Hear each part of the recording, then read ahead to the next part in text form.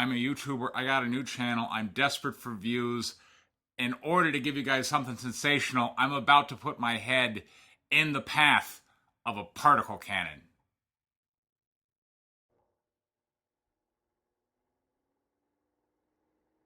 Seems kind of pleasant, actually. Hello, everybody. My name is Preston Poulter. Welcome to Lords of Iron.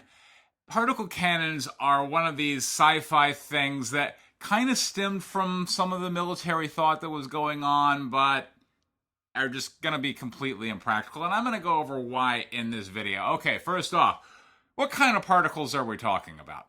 Whenever we're talking particles, usually we're talking about fractions of atoms. So let's just take the most basic atom, because that's usually what we're working with, which is hydrogen. Got one positively charged proton in the nucleus and one electron. You can think of it as kind of orbiting it. So if we take that atom and we split it, now we got an electron, and we can put electrons in a beam, which we see in a bolt of lightning. That's pretty cool. Or we can throw a bunch of protons at you. By the way, there was a scientist who accidentally got a beam of high-energy protons shot right through his brain. He lost hearing in one of the ears. He did suffer some seizures long-term, but he's still alive today, went on, finished his doctorate, all that, which is unlike what would happen if he was bombarded with a stream of neutrons. Neutron radiation seems to be the most deadly to us. It's what you see in the Geiger counter. Right? So if you get a high-energy dose of neutrons, you're going to be a goner. But that's going to be the traditional radiation sickness, cancer, hair falling out. Not exactly useful in a battlefield setting. Now, the electrons are kind of cool, and when we see the bolt of electrons, what that is it's basically the sky has developed a negative charge because of all these ice particles are kind of bumping up against each other, and they're giving away their electrons to each other. Now you got these little kind of negatively charged stuff which is floating around the clouds, and it doesn't like having a charge, and it sees the ground, and it's like, oh, if I just go down to the ground, then I can stop being charged. And so that's why you see the big arc of electrons basically trying to avoid being charged. They run down to the ground, and then when they reach the ground, they're happy again. That's what a lightning bolt is. It's going to be difficult to recreate in a battlefield setting, because how do you get the bolt of electrons to specifically want to go to that target? It's tough. If you just try and direct a beam of them, they're all negatively charged. They're going to want to diffuse. They're going to want to spread out. They're going to ionize all the air between the end of your gun and your target, so it's going to be an amazingly short-range weapon. You're way better off just using a laser, which is firing a beam of light, and light can pass through the air relatively easily. So based on the experience of the scientist who had a beam of high-energy protons fired through his head and lived, that also doesn't seem a particularly effective weapon on the battlefield. And it's also going to have the same problem I was talking about the electrons. If everything's positively charged and you got it in a beam, that beam is going to want to diffuse. It's going to interact with all the air in between. So the military, smart people are like, wait, we got it. You need the particle to be charged so that you can accelerate it with a magnet. But as soon as it starts interacting with the air, it's going to be a problem. Here's what we're going to do. The military kind of came up with this notion. Let's take a hydrogen atom.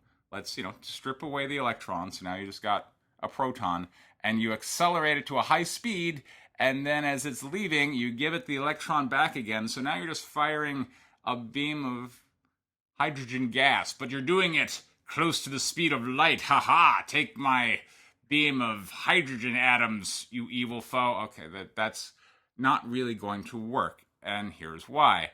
It's very diffuse. So however much energy you want to exert on your foe, you are also going to have to take in recoil, and it's going to be less effective because of all the air between you and the foe. In essence, you end up with a tornado generator, and the mech that's firing the tornado is going to also be lifted off the ground even harder than whatever mech it's going to hit. You end up with comedy and really ineffective weaponry. So I'm sorry, but the particle beam cannon is one of these elements of sci-fi that's just never really gonna be a thing. You can imagine trying to fire one of those in space. I'm gonna fire a beam of hydrogen atom in a vacuum. That stuff's just gonna go everywhere. Really ineffective. But I know what you're thinking. Well, hydrogen's kind of light. What if you started to use heavier particles? Now you're thinking. This particle cannon is a bit more effective.